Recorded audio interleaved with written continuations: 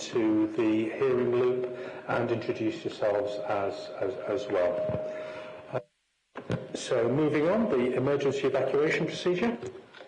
When the continuous alarm bell sounds, you must evacuate the building by one of the designated exits and proceed to the named assembly point. The designated exits are signposted. Arrangements are in place for the safe evacuation of disabled people. And then we move on to apologies for absence and substitutions. We have apologies from Councillor Ollie Henman. I understand that Ollie is at a meeting of the UN in New York, and I think the comment on the pre-meeting was that was a very poor excuse for not turning up to this panel. But if we note that in the record, any declarations of interest?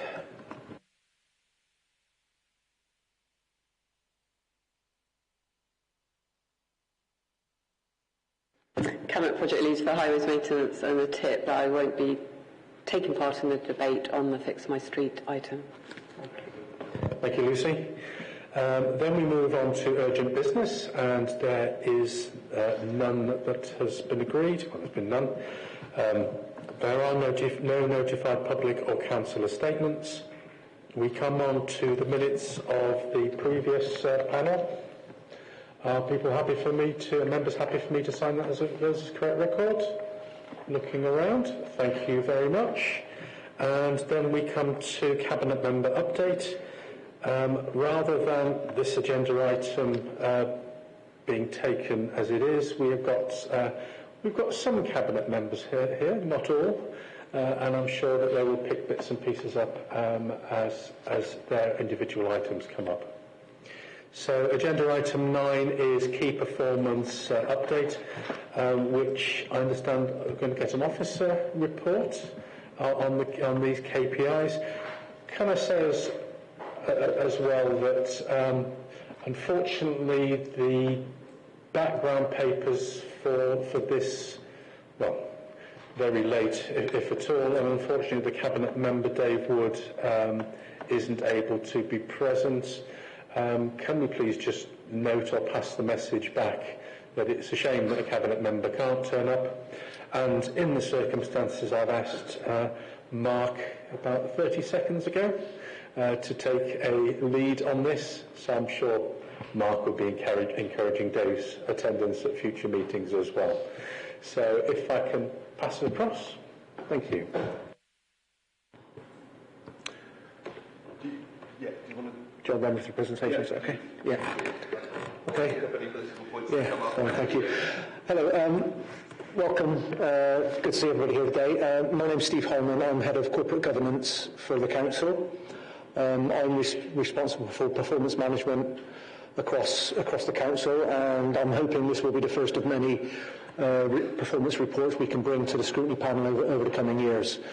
To start this process off today, I'd like to take you through the outcome of the annual review and the annual... Sorry.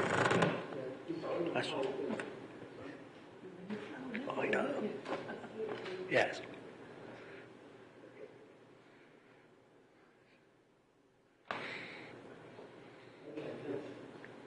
That's all right. That's okay.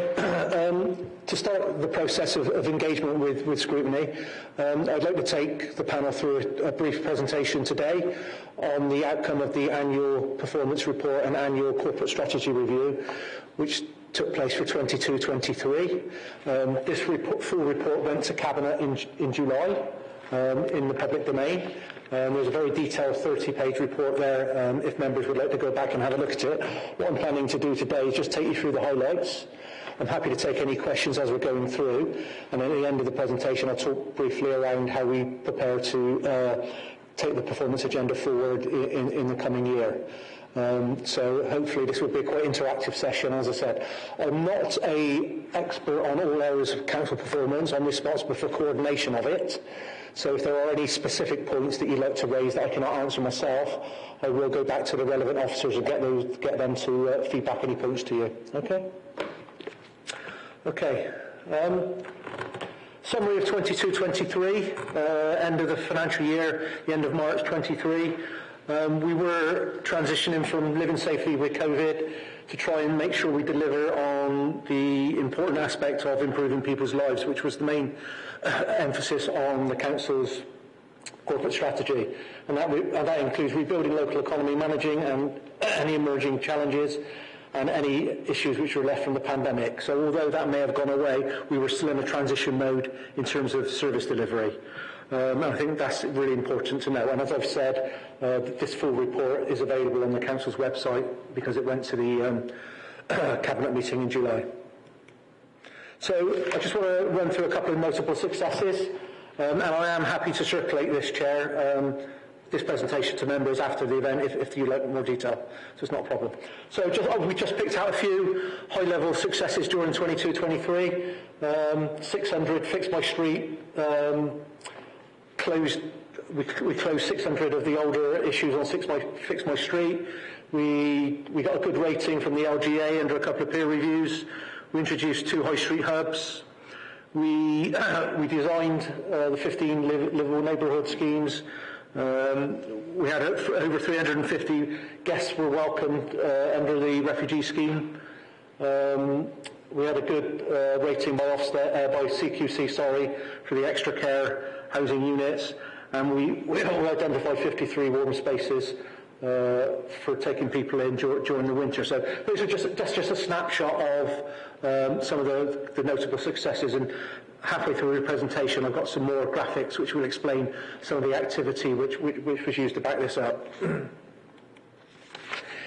There are 3 principles in the corporate strategy. One of them is preparing for the future, and I've highlighted here a few of the successes. There are many more in the full report. We were the first new social rent properties in 30 years for tenants. We actually identified and prepared a future ambitions prospectus for residents to look at how we can involve and develop the place of Baines. The Kingswood Recycling Hub was used to support local contractors, particularly apprenticeship opportunities, and we did a lot of work with Bath College to help employees improve their maths skills. So as I said, these are just 4 highlights of very many more which are in the full report. The second of the 2 key principles is delivering for our local residents. So again, I've just pulled out four successes. New bus lanes and cycle lanes were opened. Free internet access with our hubbles at the council libraries were introduced. New bike hangers were installed in Bath. And we did a successful relaunch with the Discovery Card programme for local residents to enable them to access all of our heritage activities, etc. And the third of the key priorities that I've pulled out, focusing on prevention. We did a lot of work with the libraries, offering more and more welcome places for people in the winter to go. We did a very successful health and wellbeing survey, which gave us lots of information around our local children and young people and what they thought of living in Baines. We did a lot of work around rough sleepers in Bath and North East Somerset.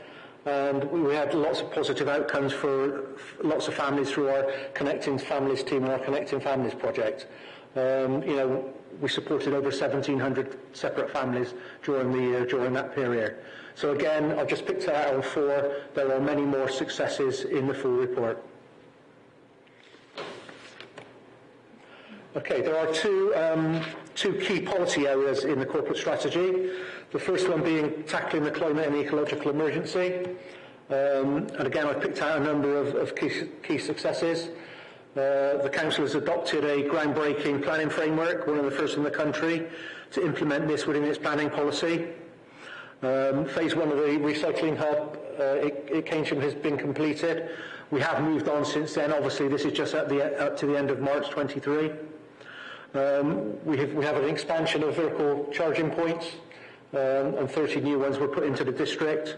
And we did a lot of work around the Chew Valley Trail, which allowed people to explore and use Chew Valley more successfully. The other core policy is giving people a bigger say. And again, I've pulled out a few examples there. We've done a lot more work with our area forums, letting them engage successfully with our local residents. New sports facilities at Odd Down, we did an extensive consultation programme with local residents in that area. We actually identified and developed a citizen panel on active travel schemes. And we identified over £400,000 worth of local community projects which we funded. We also did a lot of work around design for new bath parks. So these are examples of where the organisation has worked extensively with local residents in a number of areas to come up with successes, and hopefully local residents in each of those areas can see the benefits of the work we've done. I'll just pull you through here. We've got lots and lots of things in the report itself which actually identifies successes, but this is just a quick snapshot of where we've got a number of successes through our different directorates. So adult social care, we've introduced 5 new extra housing units, lots of work in library service. Ofsted have undertaken lots of school inspections this year, they've all been classed as good. We've did a lot of work around household support and the fund payments. We successfully got those out into the public domain. The Community Wellbeing Hub was a big success, working with our third sector partners down at Peasdown. We had the first Christmas market in a number of years because of the COVID, and we had a large number of visitors, created a lot of extra economic value to the city. Lots of activities were undertaken under public health remit for children aged 5 to 16. And we opened the new World Heritage Centre and Education Zone down at the Roman Baths. So again, this is just a snapshot to show you lots of the activity which has taken place during the year, all really positive stuff. The way we used to report to Cabinet under the last previous financial year was we developed what was called a strategic indicator set. These were 21 key indicators which we agreed with Cabinet, and these were the indicators which we reported on a quarterly basis around key levels of activity and key levels of service demand and key service areas which we thought the Cabinet would be interested in, and they all impact on the financial resilience of the Council, the reputation of the Council, and in terms of how we're judged by government. Now, these 21 indicators will be changing for this year, and I'll talk to you a little bit about that in a second. But these indicators give you a snapshot of how well we've performed. Some of them are red, some of them are green. But we have an interactive performance system that we use to report to members, and these reports are taken on a quarterly basis, looking at these key indicators. So I just wanted to get you to understand it. These are 21 of hundreds of indicators we currently use within the organisation. We currently collect between 300 and 400 indicators. This is a snapshot of 20. We are developing that snapshot this year to around 45, and I will talk a little bit about that at the end. But this was our first attempt to give members a really good overview, high-level overview of how well the Council is performing.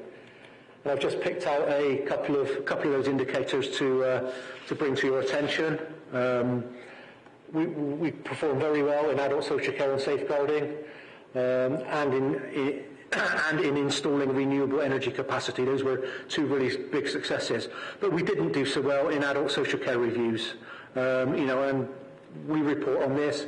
We have conversations with the director and the relevant officers and the cabinet member, and we look at why that was. And there were a number of reasons why we didn't perform as well as we should have done in this area, and those are being looked at and will be continually to be reviewed as an ongoing basis. So at any moment in time, cabinet can look at these indicators, ask some pertinent questions, and we can tell you what we're doing to rectify any underperformance. I think this is really interesting. We call this the Baines Activity Report, and if you just bear with me a second, I've got a better version of this which I'd like to share with you.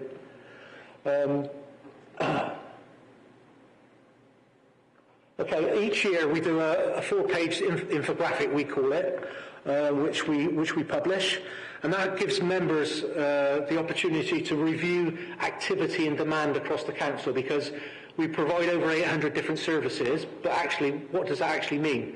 what are the scale and the quantum of some of these services. So we pick out some main activity metrics during the year, we put them in a year-end report, and this is readily available. So you can look at this, our residents can look at it, and they can actually see what we achieve as a council. So some examples from this one, we work with over 1,600 service users in adult social care. Now, of them, nearly 600 are in residential care that we have the responsibility for. We did over 1,200 social care reviews through adult social care during the year. Children's services, we've seen a huge leap in demand on children's services. We've now got, at the end of this period, we've got 139 children on child protection plans. That's over a 30% increase from the previous year. And that has a massive impact on resources, that has a big impact on finances, etc.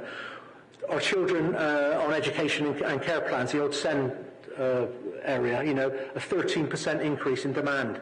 So all of these things have a really direct impact on service provision and a direct impact on the budget of the council, because demand is going up and up and up, particularly in children's services.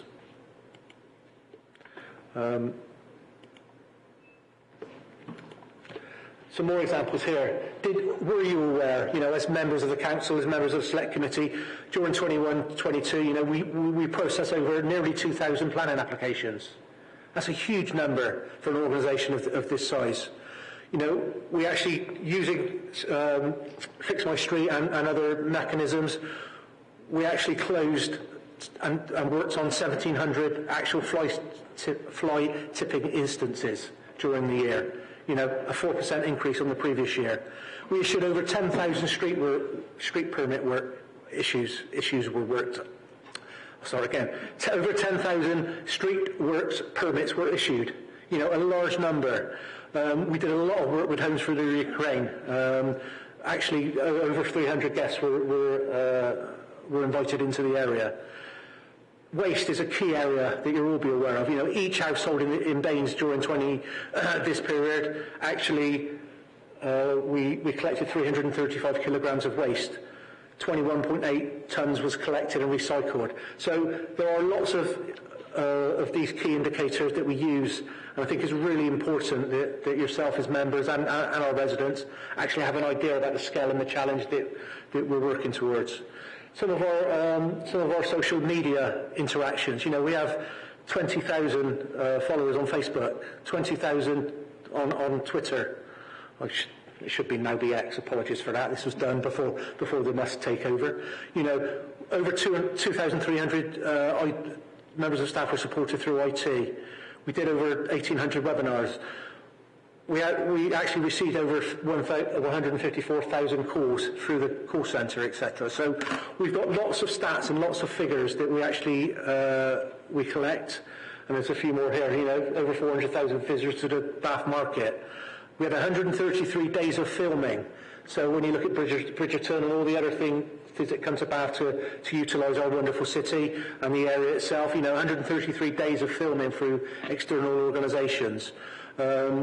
We inspected over 1,000 food hygiene inspections were undertaken. So this infographic, we like to develop this every year and publish it, because it does give you a real scale of how well we're performing in the demand on the council.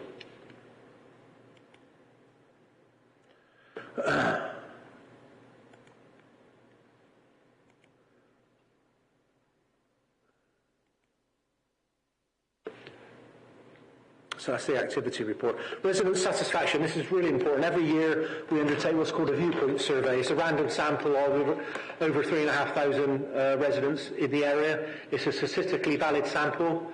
We do it through a third party, so that it's done and it meets the criteria that we have to follow. And each year, as you can see, we're on Voice Box 31, we get the information in it, and it gives us a real good snapshot of what the residents of Bath and North East Somerset think about the area, think about the council. As you can see, this year's survey, over 84% of residents were satisfied with their local area. Over 59% were satisfied with the local council. And over 34% agreed that the council provided good value for money. So we use this as a comparison with other councils. We do a lot of benchmarking around this type of activity, and then we do a lot of trend analysis as well. So we look at these figures and we look at how they've changed over the last 3, 4, 5, 10 years. And we can actually look at that and start asking some really pertinent questions about why has it changed in a positive way or a negative way. So the voice box survey is a really important survey we carry out every year. An area that I'd like to bring to members' attention is the work we do with refugees. Particularly last year, this was really ramped up because of the position of the Ukraine and the war and the work we were doing with existing refugee groups. We actually identified 142 sponsor homes across the area. We had over 240 Ukrainian guests. As you can see from the information there, all different aspects of it. And we are really proud of the work we're doing with the refugees and with our Ukrainian guests.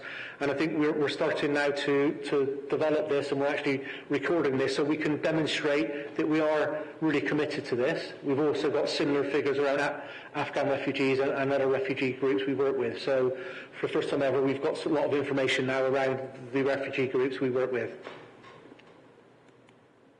Okay, what we're going to do during 23-24 and taking things forward, hopefully you're all aware that in July of this year, Cabinet agreed a new corporate strategy, 23 to 27 new corporate strategy. Part of my role is making sure that we can report to members and scrutiny on whether we're achieving the priorities and the goals set out in that strategy. The strategy is very similar to the old one. It will have the same 2 core policies, and it will have the same 3 principal areas of focus. So directors, heads of service and colleagues worked with the Cabinet to get to a point where we now have a document which prioritises what the Council will be delivering over the next 4 years. What we will be actually doing quarter by quarter, starting at the end of quarter 2, the end of September, we will be taking a more detailed report to Cabinet each quarter. It will be a revised set of high-level indicators which will allow us to measure success against the new corporate strategy, the health and wellbeing strategy, and the new economic strategy. And those indicators currently number about 45. That's an expansion from the 21 we used to report because we've got a lot of more information, and obviously those reports will be readily available to scrutiny if you'd like to look at them once they've gone to Cabinet.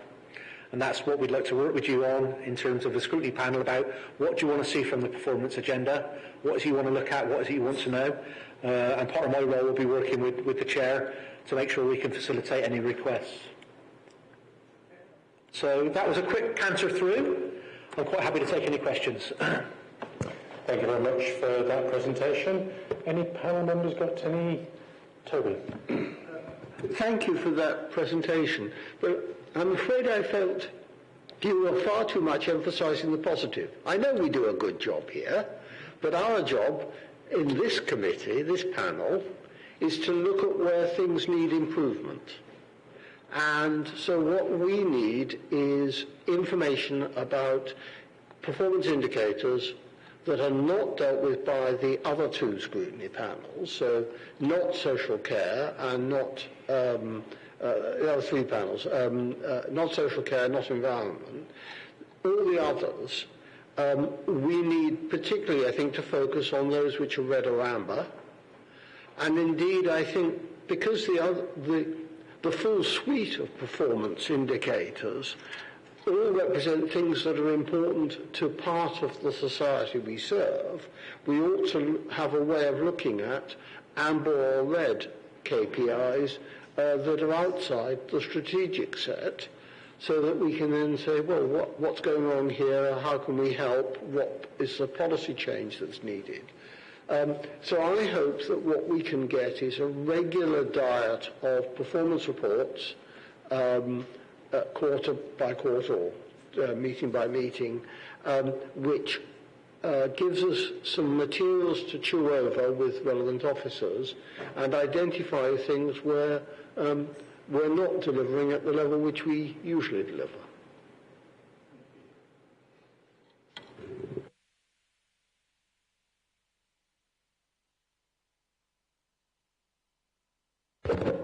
Hey, largely I'd like to second what Toby's just said there in terms of the detail and things on that, but I think it'd be very useful as well if we can be involved in agreeing what those KPIs should be, so we understand what's being reported and what we're wanting to see as good and what we're wanting to see as bad.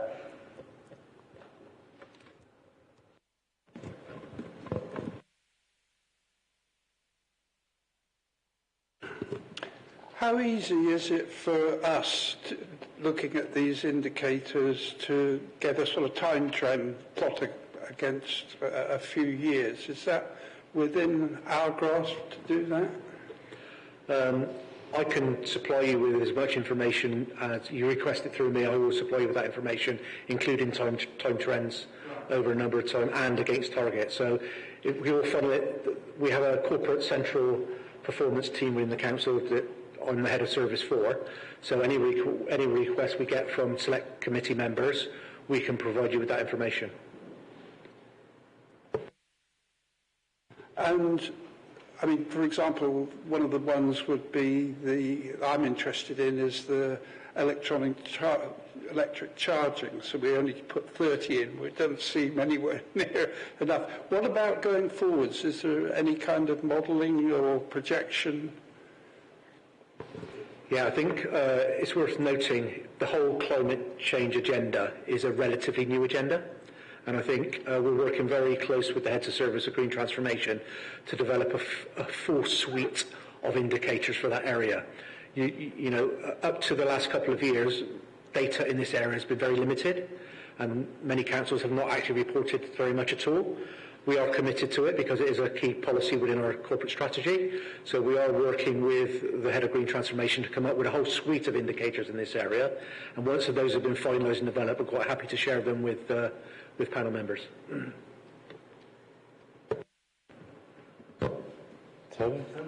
One other area I didn't speak about earlier was the resident survey. When does that report? What time of the year? And can we schedule a discussion of that when at the appropriate time of year? Yes, that is a really. I think that would be a really valuable thing for a scrutiny panel to look at. The field work, i.e. the survey gets sent out October, November time. It comes back to the organisation. We work with a third-party market research company to make sure it's done properly. That information will be available February of next year. So whenever you have a panel meeting around that time, I'm quite happy to bring my data manager along to take you through that in some detail. Sounds like the March panel. Okay.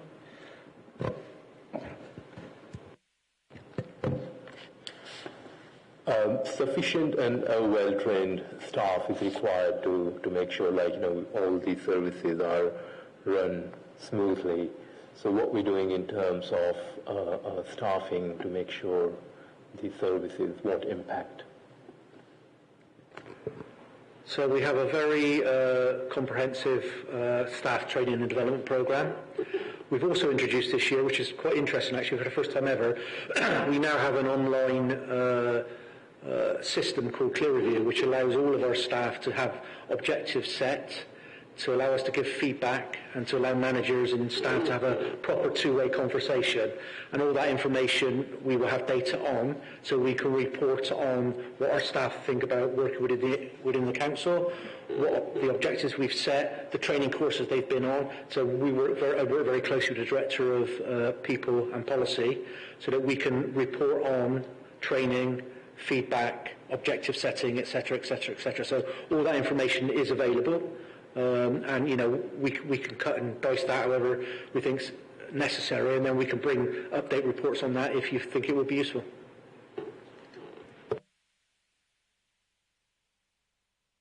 Yes, following up on that, the KPI, looking at the strategic indicator summaries, I don't think there are any HR figures in the current set.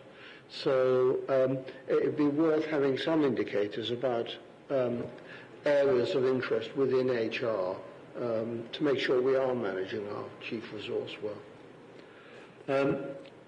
You have to recognise, as I said earlier, we have 300 to 400 indicators we collect on a regular basis. lots of data, lots of information. We try and hone that down to a select number. The purpose of the strategic indicator set is really to allow members and residents to actually see whether we're delivering on our key priorities and our key promises. Now, obviously, we view HR indicators as internal indicators, so it's a management tool to allow management to make decisions about how well we look after our staff, etc., etc. So that's the reason there's nothing in the set currently around HR, but we can share those with the panel, as I said, if you think it's necessary. Hello, thank you. Very interesting presentation. I just wondered how indicators that aren't going in the direction that we'd hoped for, how does that link in with the internal, is there internal corporate audit or possibly the business change team? How does that process work? Yeah, so the responsibility of service provision lies with each director, obviously. They've got delegated responsibility. As a corporate management team, we report the key areas of concern to the corporate management team on a quarterly basis. We hold what's called a performance surgery. So we get all of the directors together and they discuss areas of concern, areas of risk, areas that we think the organisation needs to focus on. And we use the data from those performance indicators to supplement that discussion. And then obviously Andy and members of the strategic management team sit down and then take a view on performance in particular areas and what we need to do about it. So that process internally happens, I don't want to say behind closed doors, but within the management structure of the organisation on a quarterly basis. And that's part of our management arrangements.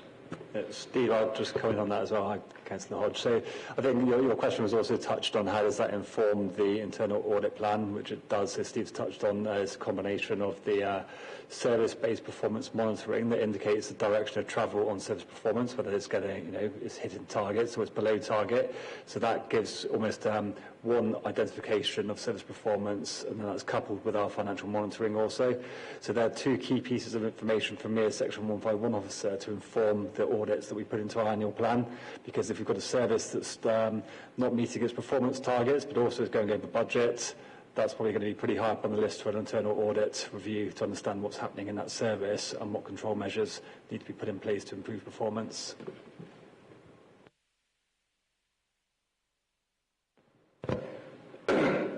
Okay, a couple of questions from myself, and they overlap slightly with points that have already been made.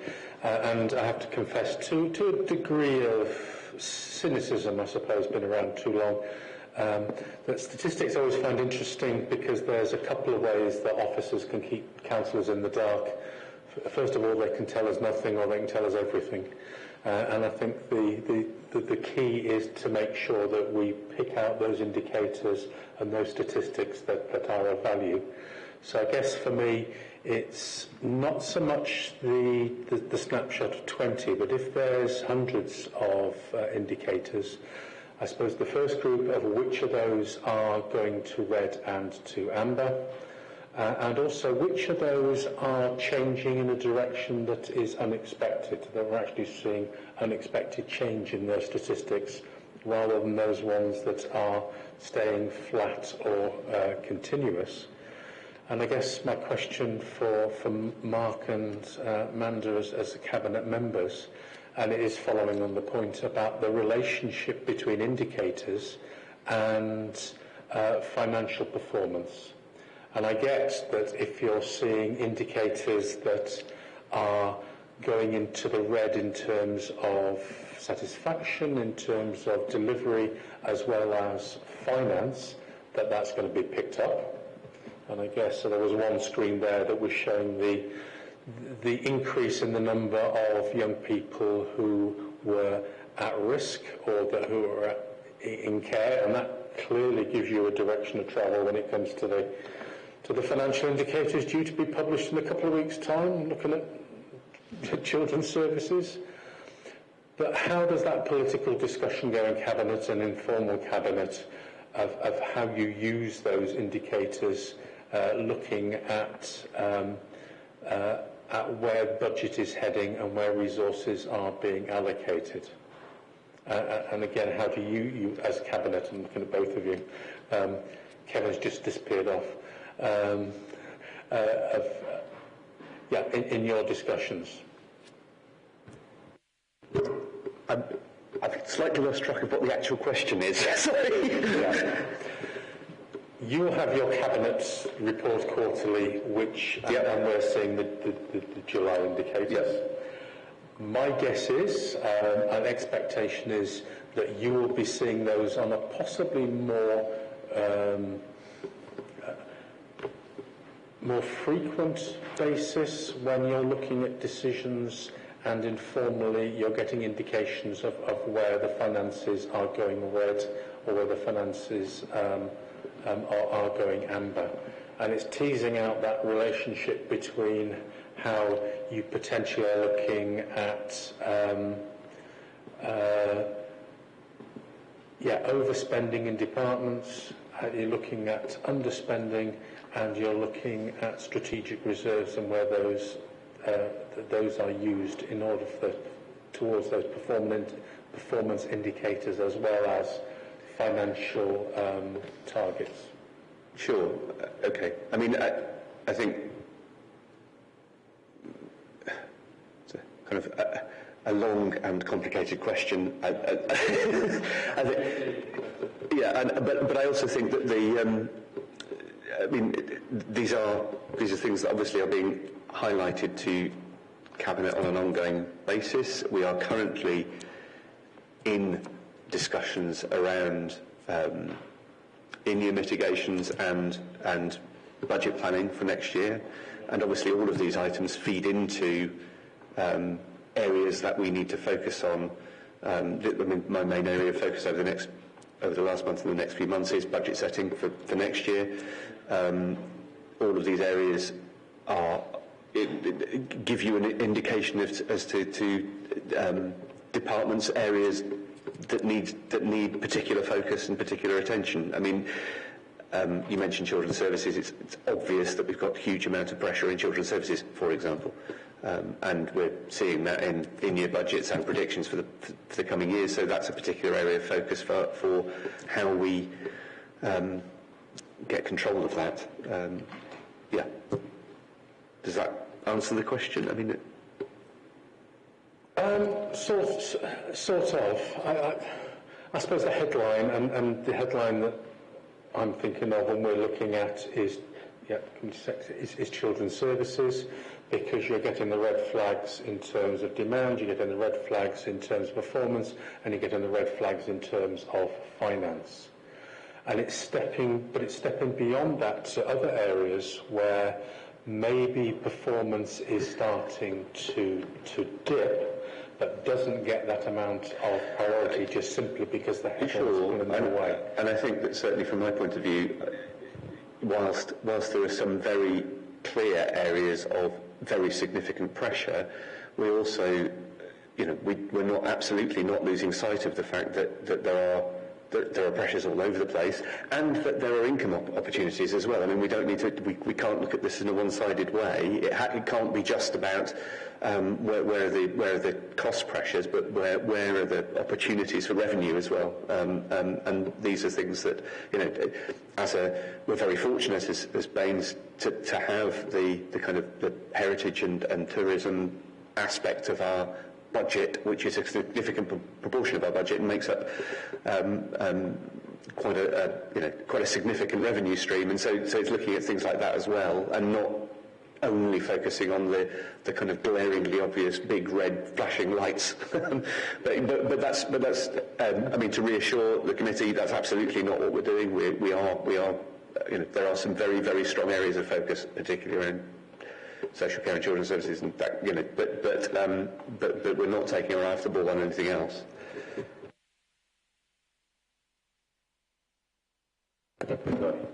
Just further on from quite rightly the points Councillor Simon made in terms of what we are as a scrutiny panel, is where do we work our proposals to drill into these indicators?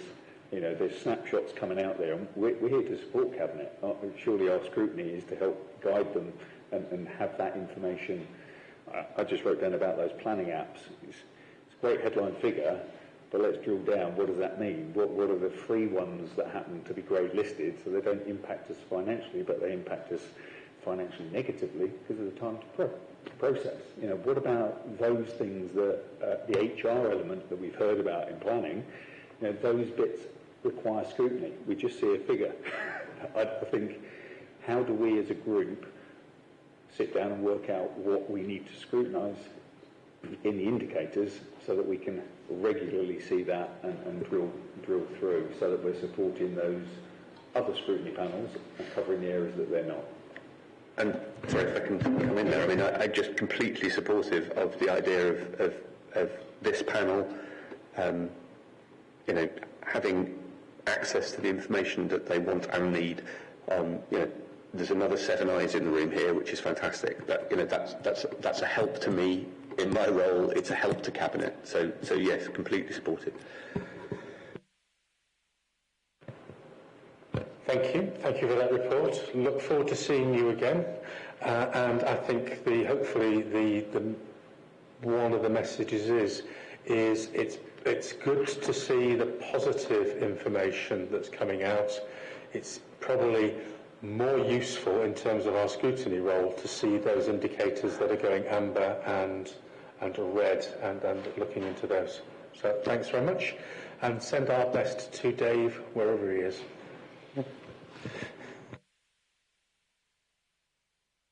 Okay, and then moving on, Mark, the council tax support scheme. Yeah, thanks. I hope you've all had a chance to browse the papers. I mean, first thing to say is that as a Lib Dem administration, we are absolutely in favour of fairer taxation, and that council tax isn't a good tax, it's regressive. It isn't the way that we would choose to raise local taxes if it was our choice, but we're stuck with the system we've got. So we've got to make the best of it. The proposals in the paper that you have attempt to improve the fairness of a specific area of the local council tax support scheme, which provides a rebate of council tax to residents on low incomes. Until 2012, there was a national scheme of council tax support, but since then, local councils have been required to fund council tax support themselves, and we've been left to devise our own schemes. So different local authorities have different ways of calculating who's eligible for support and how much support they should get.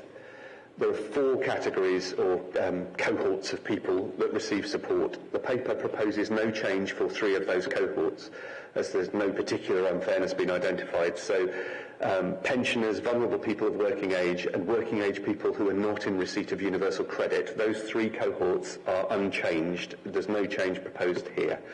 There is a proposed change for the cohort of working age adults who are in receipt of universal credit. The last time the scheme was revised was in 2017, when universal credit was in the early stages of rollout, and it wasn't clear how it would work in practice. So we're now drawing on 6 years of experience of universal credit and the experience of other councils and the approach they've taken to assess the fairness of the scheme. I want to be clear, it's not a cost-cutting exercise. None of the proposed options would save the council money. This is not a cost-cutting exercise. We are trying to improve fairness. What the report identifies is a particular area of potential unfairness around people who are in receipt of the housing and childcare elements of universal credit. Our scheme currently treats these as income, but these elements are designed to cover specific costs. So the housing cost element is intended to be primarily used to pay rent. So if you're in private rented accommodation, your housing element of your universal credit is likely to be higher. And we currently count that as income, so we count it against you for support. And similarly with the childcare element, that's designed to pay for your childcare costs so that you're perhaps able to go back to work, but we're counting it as income, which means that we're then taking it away in support, which seems to be counter to the intent of the policy in the first place. So that's the kind of frame where we are, but I'll hand over to Damien to go through the details of the options that we are proposing. Thanks, Councillor Elliott. You want There you go. Great, thank you. So there are 4 possible options that Councillor Elliott's going to look at to put put forward to public consultation, and the panel is asked to comment and to review the details of the report which I've put together. So the first option is to do nothing and keep with the current income banded scheme. So this is very much a viable option because there are inherent risks in making changes to the council tax support scheme.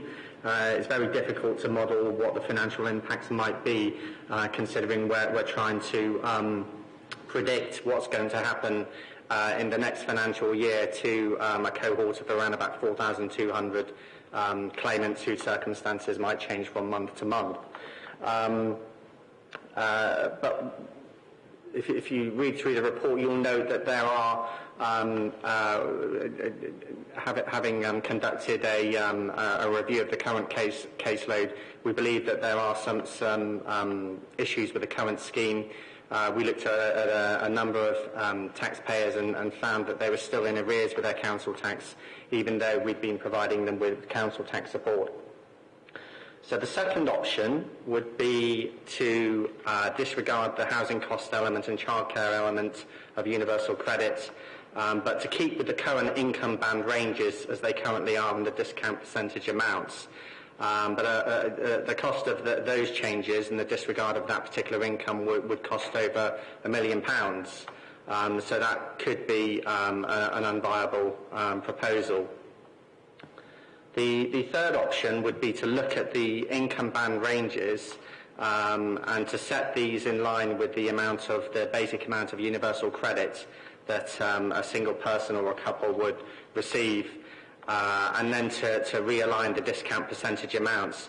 Page 18 of the report has this option with discount reductions ranging from 100% for the poorest households, and then dropping in stages of 20% intervals. The fourth option would be to, it's pretty much the same as the third option, but with we would have the discount percentage amounts reducing from 100% then to 85% and then to 60, 40 and 20%. And finally at zero with a lower income band threshold for that cohort. So with options 3 and 4, there will be additional costs to the council in implementing those changes. Option 3 would cost the council around about £131,000, and option 4 it's estimated to cost an additional £224,000. But just to re-emphasise, it's very difficult to accurately predict the cost of these particular changes. The sort of just to build on what Councillor Elliott was saying, the reason why we're really intending to do this is that following feedback from staff, welfare rights organisations and residents, and our own investigations of how the current scheme is performing, we believe that there is a case to be made to change the scheme, and part of that would be to disregard the housing cost element.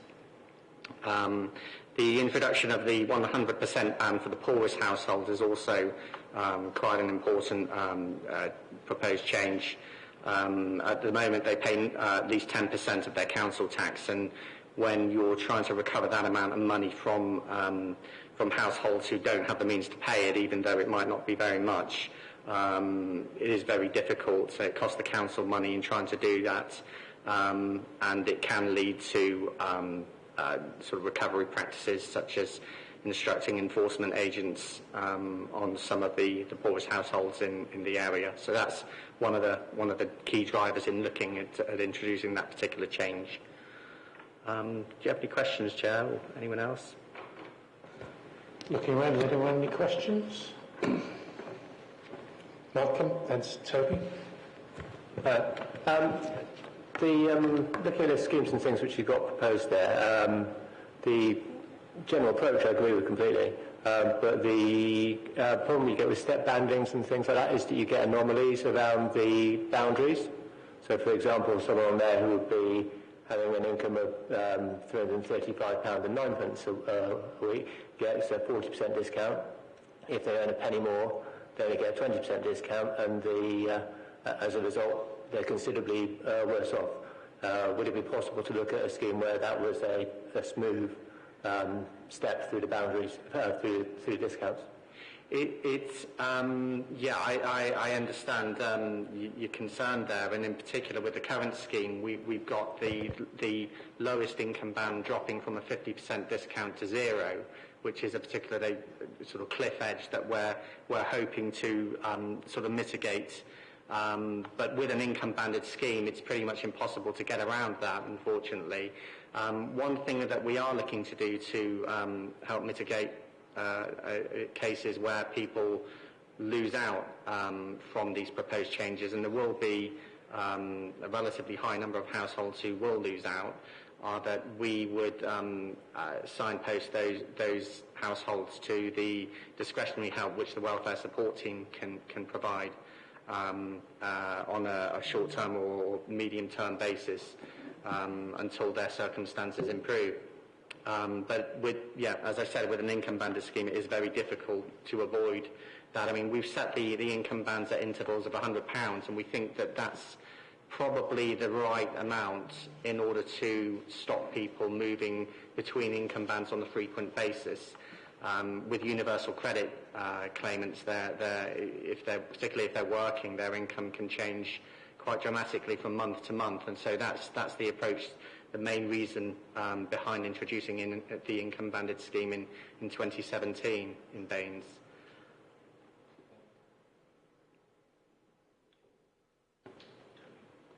Thank you. Yes, I mean, I started this hair running because of my work with Citizens Advice, and I saw some cases that flagged this up. So I'm really glad that this has come forward, and I think Mark and Damien have done a superb job in putting together these proposals.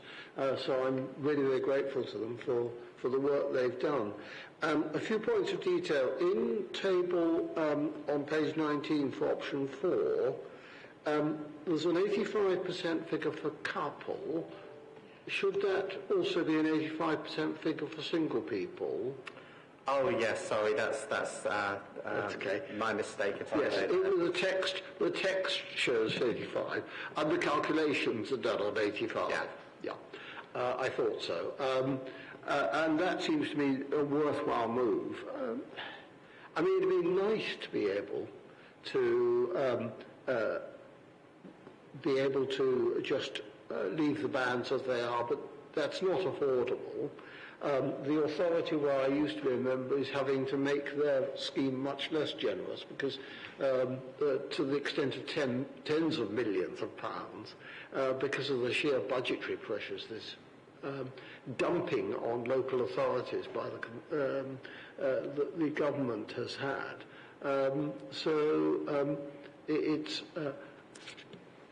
This, I think, is a reasonable compromise. And the difficulty about smoothing the steps, which Malcolm was interested in, is because you're trying to combine rebates on an annual tax with monthly incomes that vary.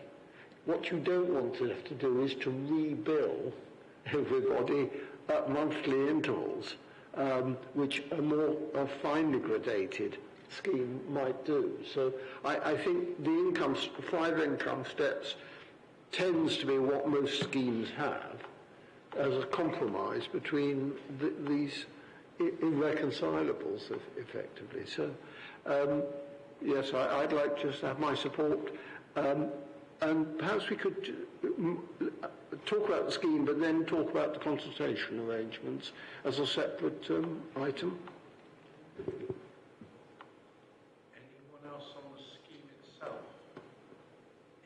Not just this. So just, like you said a bit earlier about getting detail. I mean, the table in 3.3, the case for change. I'm not quite getting the difference between with £812,000 of current council tax arrears. I can't see what the drilled in detail of those 650 cases, how they would be affected if those, say, option 3 or option 4 was actually put into those figures. How does that adjust both the benefits that some of those people get, the fact that 49% of people who are receiving 50% reduction are in arrears. That is double all the other brackets. But how's that going to look at 3 and 4? I can't see that detail, and the detail is what helps us make decisions.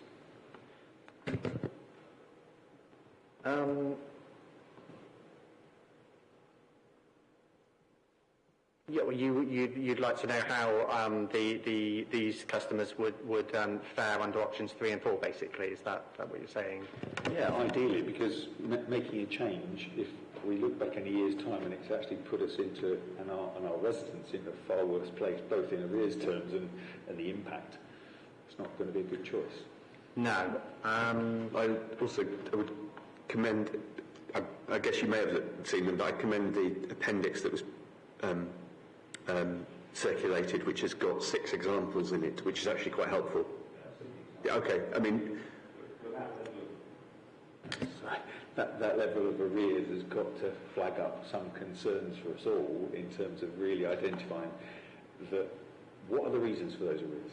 Surely we must have identified that if the housing element and the childcare element comes out of it, will those individuals be focused on, as you said, the 10% element, the debt collection costs alone and just the stress for everybody involved is difficult. How do we make sure that the choices we're going to make are not in any way taking us the wrong step? Because I've seen the examples, Mark, I get that, but those figures are fairly stark. It's a significant amount, and I don't see what the debt collection figure costs are showing us. Or is that going to be saved? Are we going to save where we're at the moment? Well, in theory, those qualifying for the 50% more will benefit under the proposed changes than they currently do, and so obviously it's all a hypothesis, but we would hope that they would be more able to pay their council tax, and so they'd have less council tax arrears. So by giving them the benefit of potentially a new scheme, what proposals have we got for arrears management to make sure that they not only get that benefit, but they don't continue in the arrears path, even though it may be less of arrears because we've given them more benefit?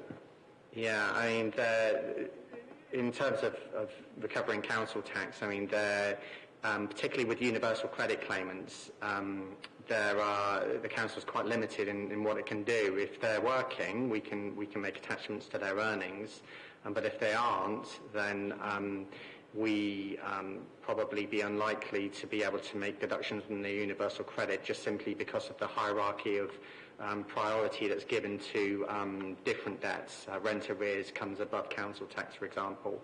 So councils are across the land quite stuck with this particular issue, and the only viable means of recovery would be enforcement agents, which, as you say, we would not want to do if we could help it. But short of going with option 2, which would cost £1 million plus, and wouldn't see anyone who's worse off, this could possibly be the least worst option, and that's something which Councillor Elliott needs to decide on before he puts it forward to public consultation. That's why I'm interested in the discussion.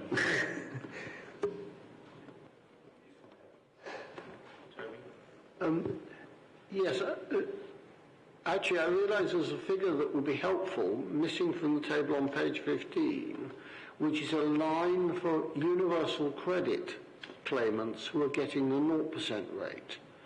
What are their arrears positions? Now you may not be able to provide that, but if there are people who are flagged as having universal credit, but on the 0% rate. We don't have access to that information. There are probably a couple of thousand such households in Baines who don't qualify for council tax support, and this is something that we are mindful of when conducting this financial analysis about how much this might cost. That's another risk that we don't know if changing the scheme in this way will mean that more people will qualify, which is good in a way, obviously, but it will financially impact the council. But there's simply no way of accurately modelling that because we don't know who these households are.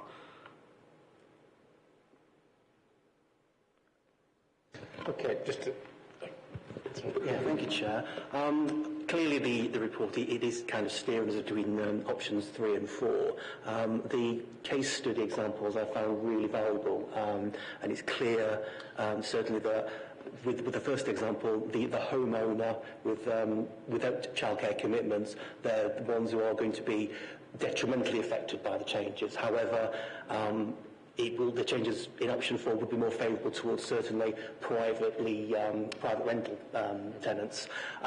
So, on the basis of the first case study that we did see, how are we going to be able to put the message out to those people who are going to be detrimentally affected towards the welfare scheme and obviously the optional welfare scheme? How are we going to, which agencies are we going to work with? How are we going to address the potential stigma that people might feel about seeking that additional help? So we'll work with Citizens Advice on this because they've been one of the organisations who've been sort of suggesting some of these particular changes. But as part of the public consultation, if Mark does decide to go with option 3 or 4, then what we would do is write to everybody who's going to be affected by these proposed changes and try to set out exactly how much we think that they're going to lose and whether they will lose everything at all. There'll be a cohort of around about 68 households who we estimate will lose everything. They'll go from almost all of them in the 50% back bracket to 0. And we've done some initial analysis of this cohort, and we think that by and large they're working. They're earning £1,500, £1,600 a month. So although on the one hand, and as you say, they might not be paying rent, they might have a mortgage or own their properties. And within that correspondence where we set out how much we think they'll lose, it's at that point that I would probably suggest signpost them, at least initially, to the welfare support scheme. As we approached the new financial year, we would probably within the council information that's sent out with the annual council tax bills also include something in addition to the normal, which would signpost them to the welfare support team if they've been adversely affected. Okay, can I just follow with a second question? So there is a specific budget for welfare support, and that would be ring-fenced specifically to help those people who were affected? If we were to try and help everybody who would be potentially adversely affected by option 4, for example, that would cost around about £400,000. And it's just not viable to make that promise to everybody. So we will have to deal with everyone on a case-by-case basis. The welfare support budget, it's around about £190,000 a year, the revenue budget. But that has to pay for helping people with bills, other bills, household items, white goods, food. So it will be potentially stretched next year. And I've already sort of raised this with Andy Rothery, to sort of suggest that we might need to ring fence some of that 190k if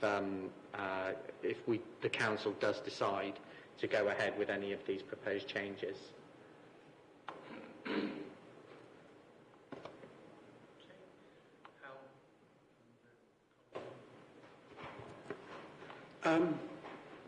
Where are you going to go with this? Suppose you go with 4. Do you have some target that you might have which would put more people in a better position than they were as you go forward? I realise things are tough now, but do you have some... Do you mean financial target, or do you mean... well, I suppose... I mean, number of people who... Number of people. Yeah. I mean, so you've got the estimates in the report. Yeah. as Damien said, it's very, very difficult actually to come up with hard and fast figures. The estimates, I think, are based on a date in August. Is that right? That's right. Yeah. I was thinking about what you aspire to do here. Do you aspire to leave it as it is, or I am minded at the moment to look at option 3 or 4 because I think that the scheme as it stands is transparently not very fair to people who are privately renting, for example. I mean, it seems to me that is not, nobody has come up with any reason why they think it's fair as it is, and it wouldn't be more fair if we changed it. So at the moment I'm minded to change it, but you don't have a long-term target. No, I mean this is just about adjusting the scheme to make it fairer. I mean it's a periodic adjustment to make it fairer. As I say, we had this scheme now for 6 years. We didn't know exactly how universal credit was going to be panning out when we first put the scheme in place. It seems like an appropriate time to review it. But there's no hard and fast target here. It's about changing the scheme to make it fairer. Should we, in fact, have a target which maybe is minimising or trying to drive down the arrears? I mean, we certainly should be keeping track of the arrears and seeing if they're going in the right direction, absolutely, and I'm sure that Damien and his team will do that. I mean, I think it's very difficult to have targets because you don't know what the general economy is going to do, and you don't know, this isn't an area. I mean, to give you some idea, so we're talking about £225,000 estimated extra cost for option 4, for example, but the variance between what we've budgeted for and what has happened in the past 5 years has been plus or minus £800,000 either way, so it just depends what happens in year. You don't know how many people are going to fall into poverty, you don't know how many people are going to claim universal credit. This is part of the difficulty, is the unpredictability of it. And we have a high number of our residents going into private rented accommodation. And we have a high number of residents in private rented accommodation, absolutely. So just picking the detail, that 68 households you said will lose 50 down to 0. How many of those 68 are currently in arrears? That's something I'd have to look into as part of the equalities impact assessment, also based on where they live, whether they're employment or not, and whether they have children. That's the areas I was looking to focus on. Clearly, they're ones that are going to exacerbate a problem if they've already got a problem. I think so, and there are also a number of other households who will move from 70 to 20, for example, exactly the same loss there, and I think I just need to emphasise the point that there are going to be probably over 1,000 households who will be negatively impacted by this change. But on the flip side, there'll probably be around 2,500 to 3,000 who will be positively impacted. Yeah. And it's that sort of redressing the current, Mark says in unfairness, I say possible imbalance. That I don't like the word unfairness, really, but that we're seeking to sort of look at with these proposed changes. For me, I think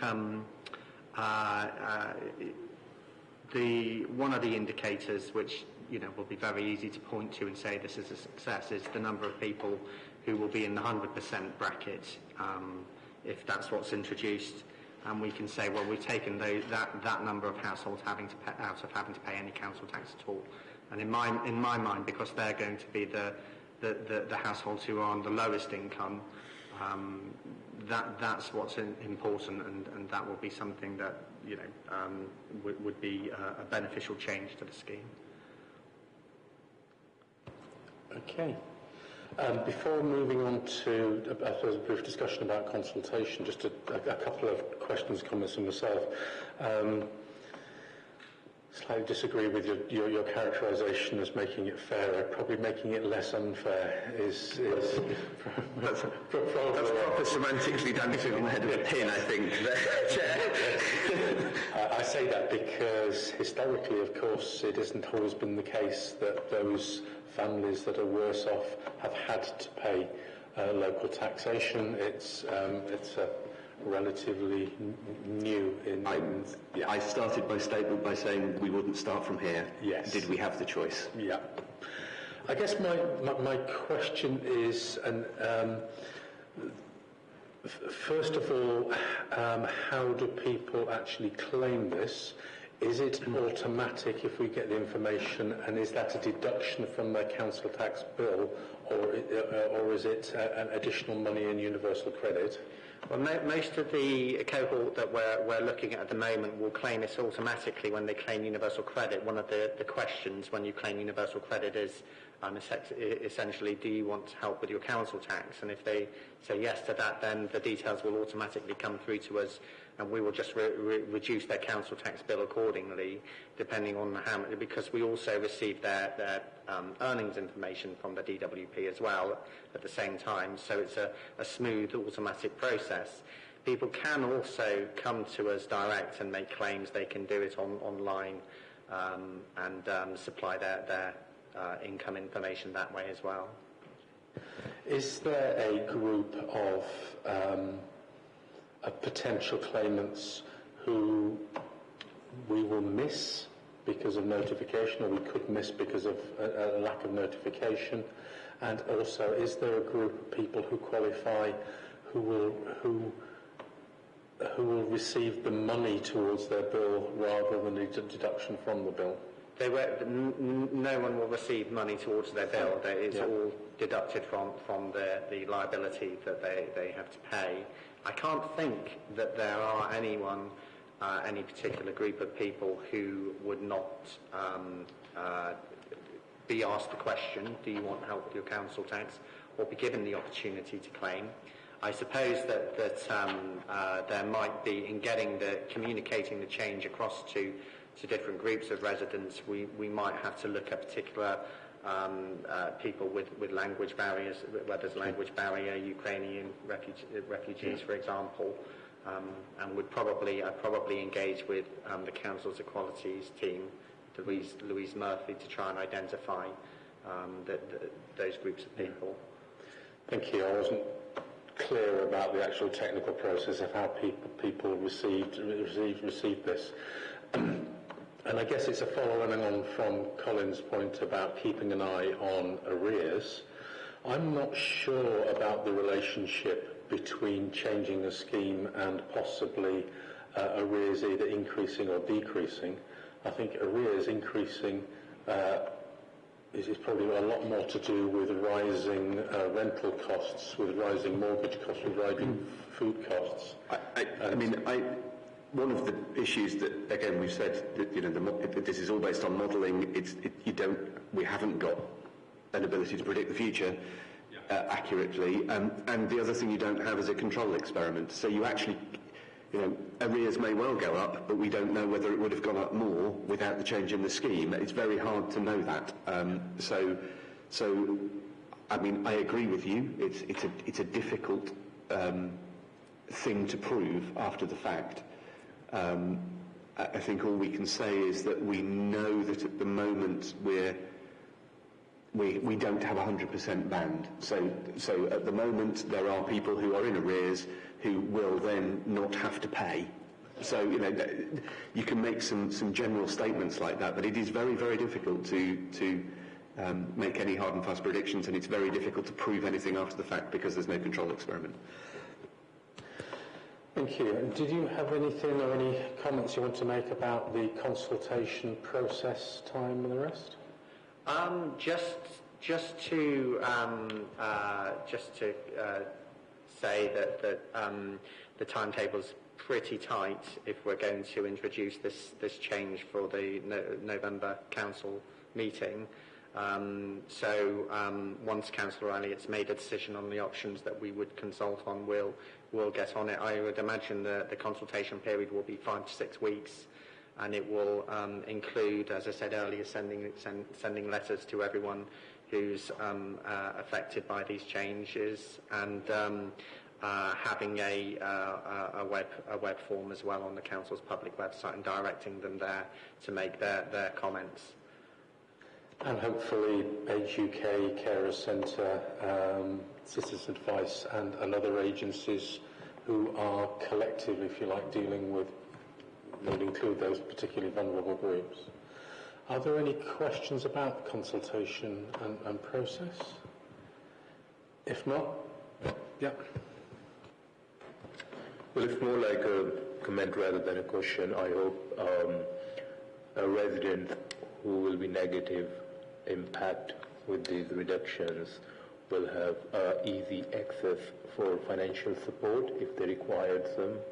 So that sort of system should be, very clear and precise in place after the scheme will get implemented. One thing that we are looking at is having a web form to make these applications for discretionary financial support for their council tax as well. At the moment, we signpost people who are in arrears with their council tax and need extra help, or any other bill, to telephone the welfare support team.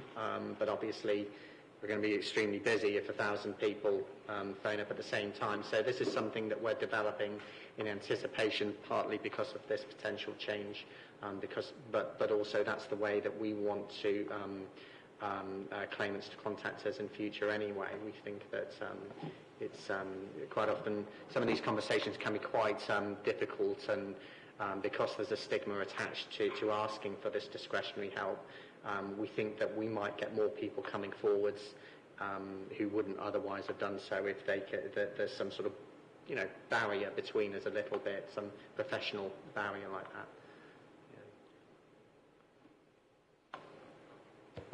Could you talk us through a little bit about the timetable of this from here, in particular the amount of notice which residents would get that this is going to be changing? So what needs to happen next is that Councillor Elliott makes the decision over the next, hopefully, couple of weeks about which option he'd like to put forward, if anything, and then we would send the letters out shortly after that. That would open. We would also open the public website consultation paper then as well. I think Kerry's asked if I could possibly come back when the panel meets in November to update you about the findings of that consultation as well. It should have concluded by that point. And then the full council meeting will be in November will be the date that any proposed changes are put forward to the vote by full council. From that point, we'll know. We'll be in a better position to be able to contact people over the rest of this financial year to explain how they're going to be impacted, and it will be round about the start of March that people will receive their new council tax bills, which for some of them it will be a full bill, and that will generate the call then. But we should have included within those annual council tax bills details about how to contact welfare support if they need assistance. Okay, that's helpful. And I just wonder then if part of the options which we need to go consider that if there are people who are going to be negatively impacted by a significant amount and only get a few weeks' notice and things of that, if we need to make some provision in that in the costings to delay that impacting them. Yeah, I mean, people should, if we're going to notify people during the consultation, people are effectively getting 6 months' notice because they'll be contacted during the consultation, but the impact isn't until new financial year. So assuming that we do manage to contact everybody and it all works smoothly, then we will be contacting everybody as part of the consultation over the next 6 weeks, and then the full council will make a decision in November for implementation as part of next year's budget. So it's effectively a 6 months notice to people. Obviously, there will be a group of people who aren't currently claiming, but might claim after the full council decision in November. And so what I would propose to do would be to have a page of the welfare support page on the public website devoted to what these changes are likely to be and how they might well impact people, with some of the case study examples that I've included in the appendix here. But obviously, by definition, those are people who won't be negatively affected. They'll be positively affected because they're not inside the scheme at the moment. Sorry, what I meant is that they might claim in December, for example, under the I see what you mean. and then come April they might be negatively impacted. But I think publicity is key with this particular change, particularly because there are going to be a number of people adversely affected. So the more that we can get the message out there, the better. That's my opinion. Well, we do have a scrutiny panel on the 14th of November, which is just before council, so it would be useful to have a brief update about where we are to that rather than a full report, if that's okay. Yeah. Thank you. That's entirely fine. Thank you very much. I'm looking at the time. Thanks for your time for that report and for that update. Good luck with making that decision. And look forward to a brief update and the discussion at council at the end of November. Thank you.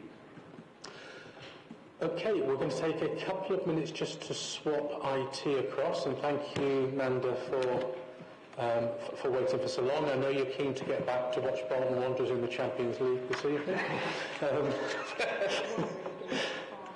But a couple of minutes while we set things up.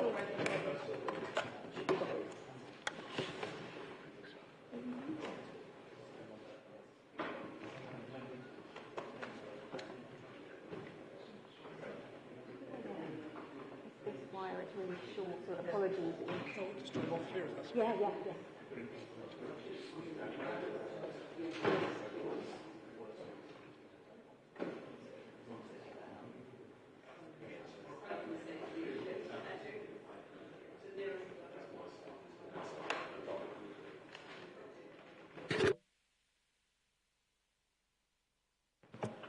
Okay, across to yourselves. Yeah.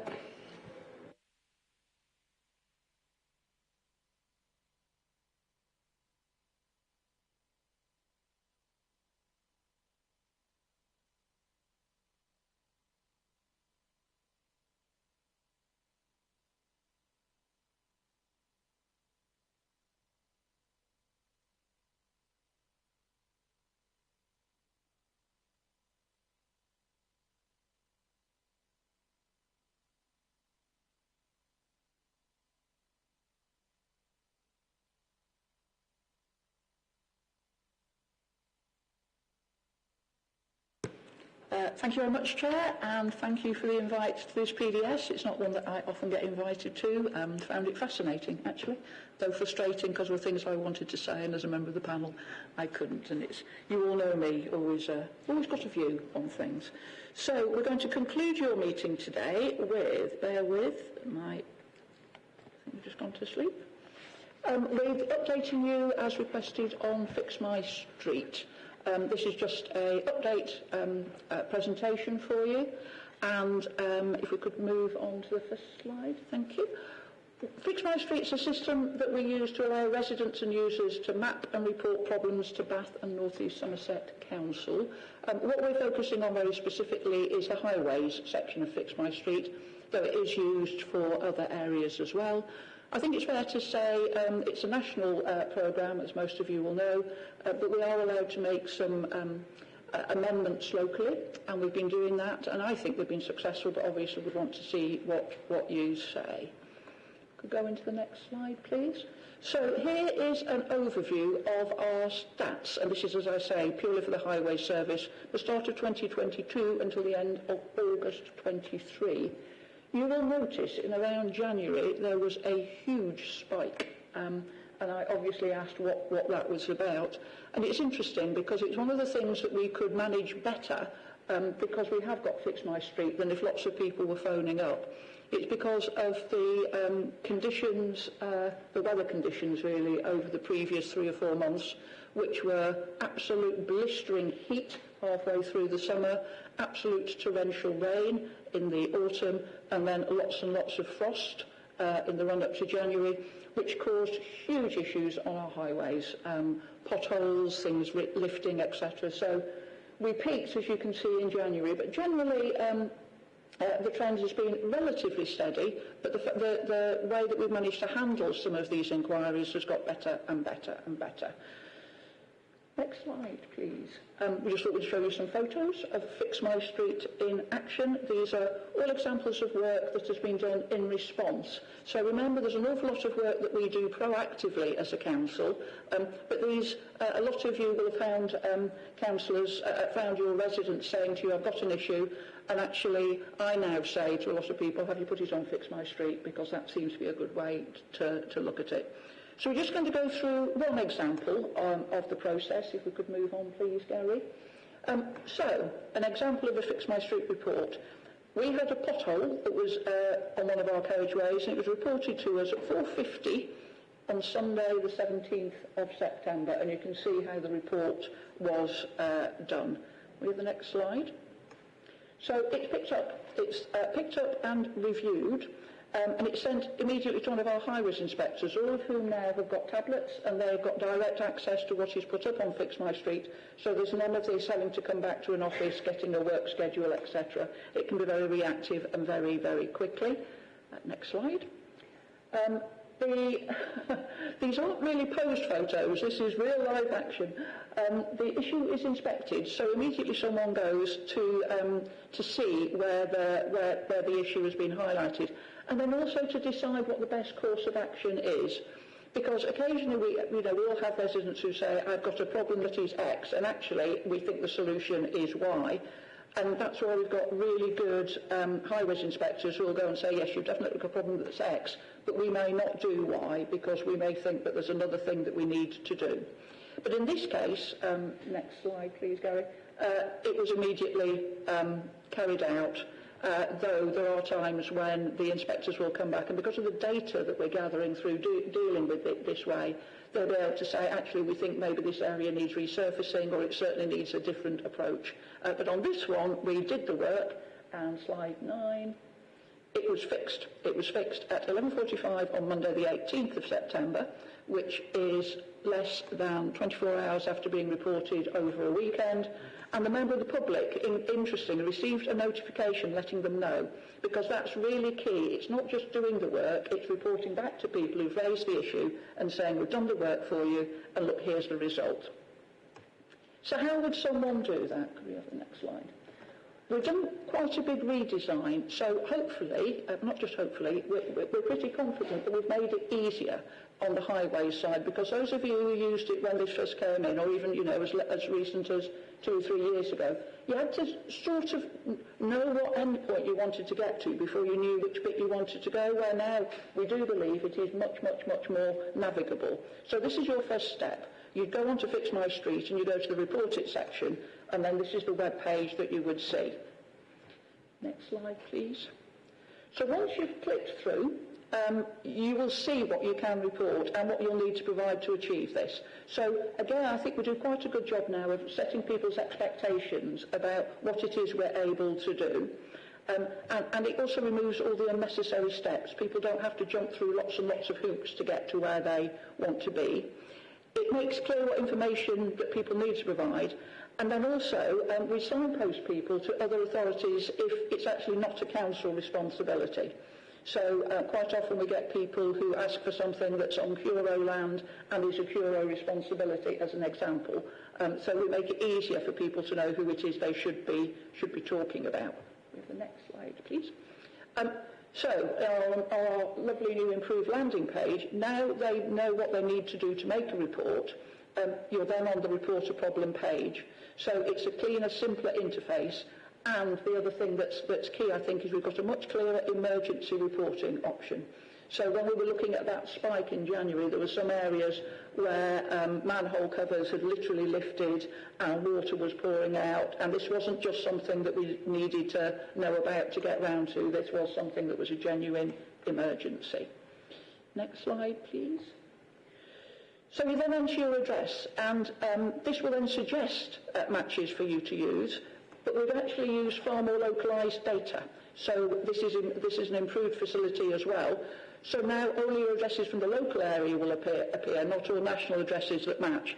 I use Fix My Street myself. I was typing in the word Beckford because there was something on Beckford Road in the old days, and I was presented with, do you mean Beckford Avenue in Nottingham? And the answer is no, I don't. No, I don't. I mean, you know, my local one. So you're given that menu now. Next one. So you've confirmed your address, and now you're onto this lovely new interactive map.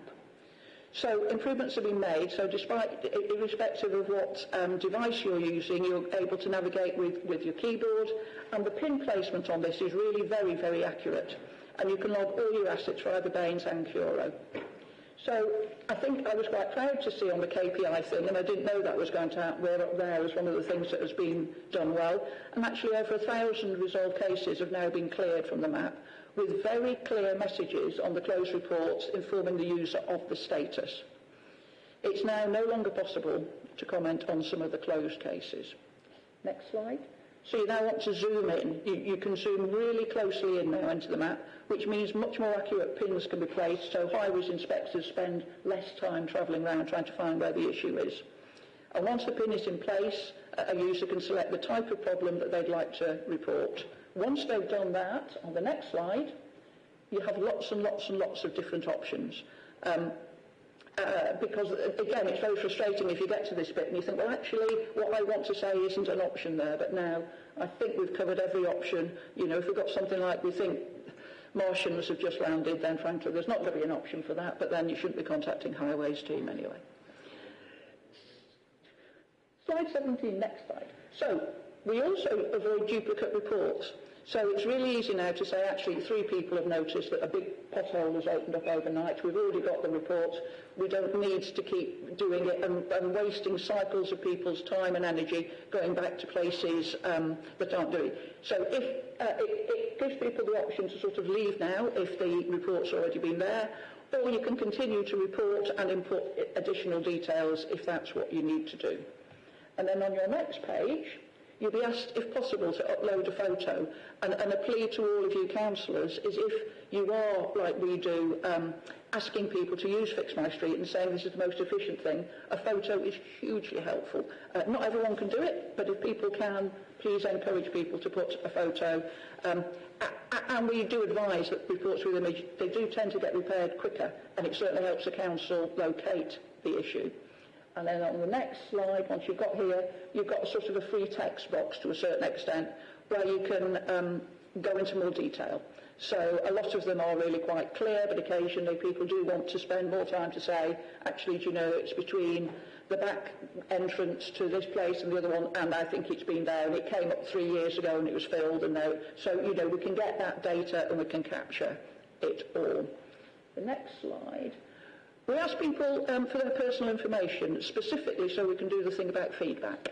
There was previously no option for SMS feedback, which we found quite a lot of users tend to prefer, but now we've added that so people can get a quick text to the phone to say, yeah, Highways engineer has been there and this is what we've done. Next slide. So, nearly done. It means that people are much less likely to miss the verification step, where they will need to click a link to publish their report. So we put that in there, and everyone now realises that once you've got your email, done your verification, you are there. Next slide. We're there. We're there. You've logged your report. Now, if you think that's a long process, it's the shortest we can do to capture all the information we need. And trust me, it's a way quicker way of doing things than phoning 39 40 41 and waiting to get through to the next available operator and then not being able to talk to anybody. So people are pretty pleased once they get here, and of course they can go and view their report to make sure that it's there. Next slide, please. So updates are done regularly. One of the frustrating things about the old Fix My Street is you used to get a report that said this is now closed or action has been taken when every single last action was done, when actually they weren't saying that the report was closed, they were saying that particular action was closed, where now you can see regular and informative updates about the status of your report. Go on the next one, please. So we get much improved responses, and we also send a confirmation email and a text message. If we could keep going. Oh. I've got one more slide on mine. I don't quite know what's happened there. So responses to the reports have been improved, and now they are way more informative, detailed, and help to set expectation and explain the Council's process. And there is a really clear message informing the user of the work repair being complete, and that's also issued. So compared to where we were, I hope you'd all agree that this is way, way better.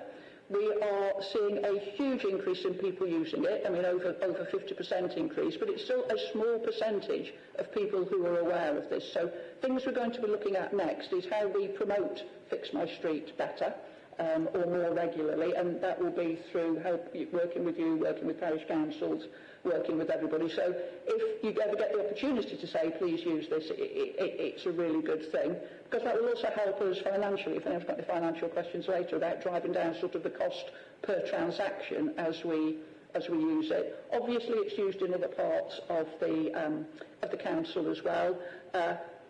But if we look at the efficient way that we're now doing it and the information that people get, to a certain extent, I think it has got to be better than someone making a phone call, maybe to you as a local councillor, and then you trying to chase the relevant officer, etc. This is the way forward. We are, not every council uses it, but a lot of councils are starting to use it. I don't think many of them have done a lot of the changes that we have to make it as good for our residents as we have. So I think that's a very quick canter through. Bolton are not in the Champions League currently, as you well know, but Married at First Sight is on, so yeah, need to get back to that. Thank you very much, Chair. Thank you very much. Thank you very much for that run through. What questions have we got, please, then, panel?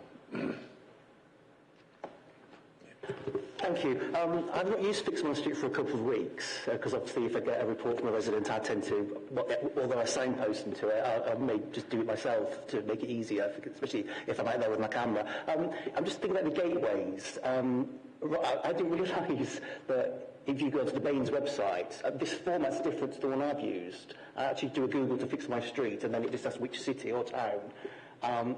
It's the same process, yeah, so it's just different presentation. Okay, so I was a little bit confused there. In terms of the reporting back, I did have an incident recently where someone was complaining about a gully, and I think he waited about 3 weeks and it said case closed. And he was just told, oh, this fits in with our schedule, but there was no advice given as to what the schedule was and how long it would take. It did take me to actually then contact the team directly to find out, and it did happen eventually. But I will say for the record, I do recommend it a lot to my residents, and I think it is an invaluable tool. There are a lot of other councils use it. I'm interested in obviously we've got other processes that people can get in contact with the council, either phoning the hotline or using Council Connect. Do you agree this is actually a more efficient way of doing things? Yeah, it absolutely is, and I'm not being mean about Council Connect. For some people who may not feel comfortable going online or not have a phone to be able to take a photo and send it in, Council Connect will be there. So we always try and give people choice, but actually the most efficient way of doing it generally is via Fix My Street. If anything like you just described, Councillor Halsall, happens, or to anybody else, please can you just drop me a little note to say this is what happened, because then this is iterative learning all the time, and that's not what we aspire to, that someone waits 3 weeks and then just be told it's closed with no further information. So let me know and we'll do the best we can.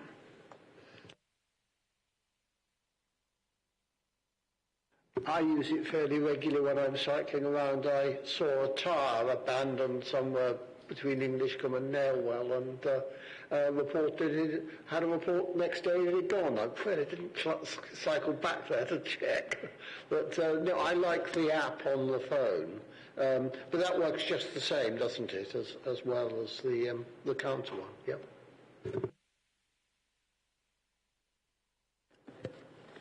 Thank you.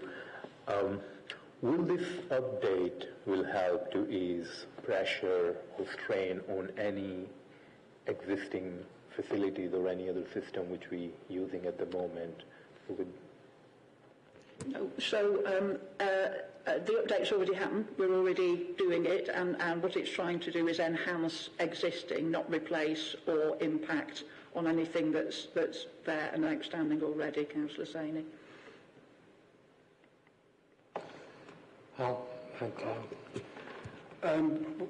As you know, we've got the fallers on the high street, and they were supposed to report their incidents of falling through Fix My Street, and that didn't seem to work particularly well.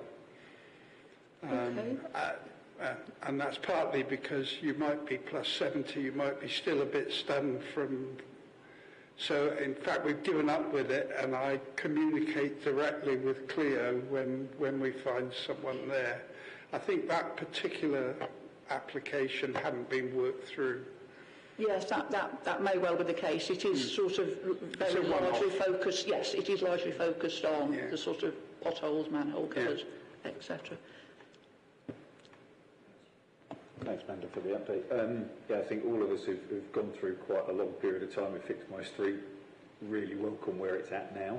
And I think that confidence piece is what we've got to take out there to get people really utilising it, because I think it is in a great place now. And that response and getting that feedback, and I've tried to use it in other cities.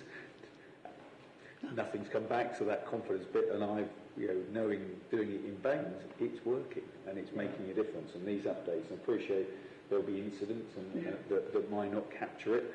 And I think as councillors, we've identified that we're often the ones doing it for people. Well, we want to encourage even more that it is accessible and it works and it gets that communication. I think the more we can do to shout about it, the better. Thanks, Councillor Blackburn. I mean, in my sort of, with my marketing head on, there was a bit where I almost wanted to rebrand it, which of course we can't because it's national. Because you're right, the old Fix My Street, if people used it and they had a negative experience, they may be less likely to come back. But, one of the things, I don't know if there are any more questions, one of the things I certainly wanted to conclude on is to thank Gary and his team, not only for the amount of work they put into getting the presentation here together, but this has been an awful lot of work, and it's one of the things that sometimes I think as a council we hide our light under a bushel slightly, and we're aware when we don't do things optimally, but this is something where we're really leading, and the work that your team's put in is outstanding, so I'm really grateful to them for doing that.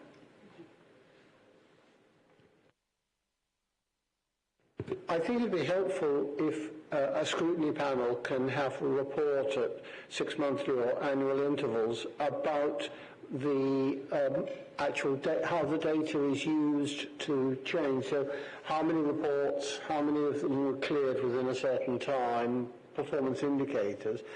Whether that's this panel or the environment panel, I'm not sure, and perhaps the chairs will need to get together to work out who monitors, but I think using this information as part of our monitoring role could well be helpful.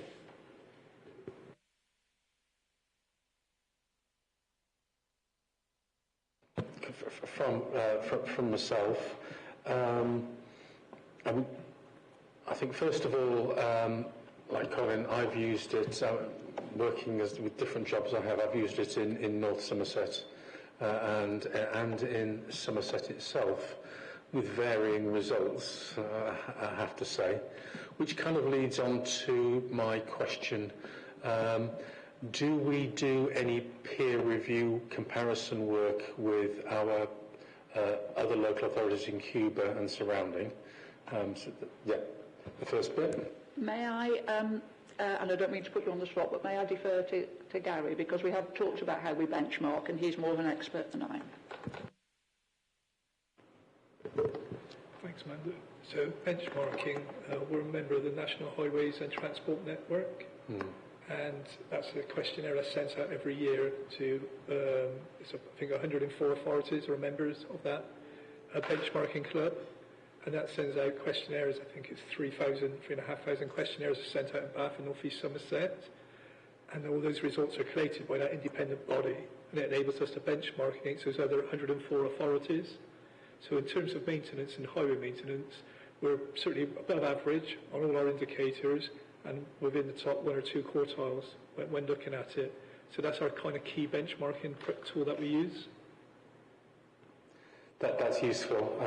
As I say, anecdotally, I put in reports to the new Somerset Council and nothing seems to happen. So I talked to a friend who's a Somerset councillor, and I said the information doesn't seem to be getting through to your departments, and his response was, "Oh, it gets through all right. They just don't take any bloody notice," which anecdotally I appreciate. So it's good. It's good to have a system that works. Can I ask as well? There's a report that came to this panel in 2020, which gave a briefing, but it also included an appendix that included some data sets and data sheets about response times and satisfaction and the rest. It would be useful to, if those could come to panel on a regular basis, not necessarily coming to the panel and presenting them, but certainly providing them for panel members and councillors generally. Thank you.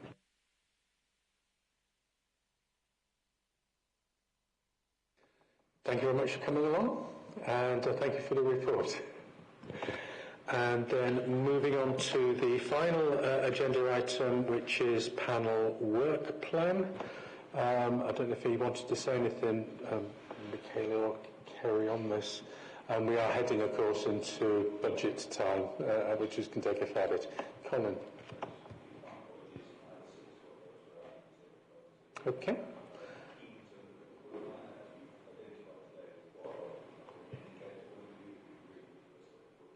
Fine. Okay. Yeah. Cheers. Thank you. The power's gone on my... Yeah, as it's meeting too, obviously the work programme is being populated all the time, so we've got an agenda setting meeting shortly, but just in terms of potential items for next panel, we've got the Q2 budget monitoring reports coming to Cabinet, so I've had initial discussions with Andy and the team, and they're happy to bring those to us before. We've also got the Developing Economic Strategy, which will be coming forward for council decision, so that's probably a key document that we'd want to be considering here. Following today's earlier item, obviously Damien and the Cabinet member, Councillor Elliott, have agreed to bring us an update on the outcome of the consultation exercise regarding the council tax support scheme. Looking further forward, I've penciled in the outcomes of the resident survey off the back of our performance item earlier, and we've got the aqueous business plan that comes to council and to ourselves in potentially January. We've penciled that in for panel. So it's just all the time the work programme's growing. Okay. The aqueous. Yeah. Any other comments or suggestions? And if there's any... Yeah, just briefly. We had corporate strategy and things presented and things before. It would be good to get an understanding of some of the detailed policy work and things which comes out of that and scrutinise into that as that starts to flesh out and become more detailed. Any suggestions or ideas outside of these panels, then please email myself and or Lucy, and we can make sure that's fed in. If not, then at 10 to 6, so less than the 2-hour deadline, declare the meeting closed. Thank you very much.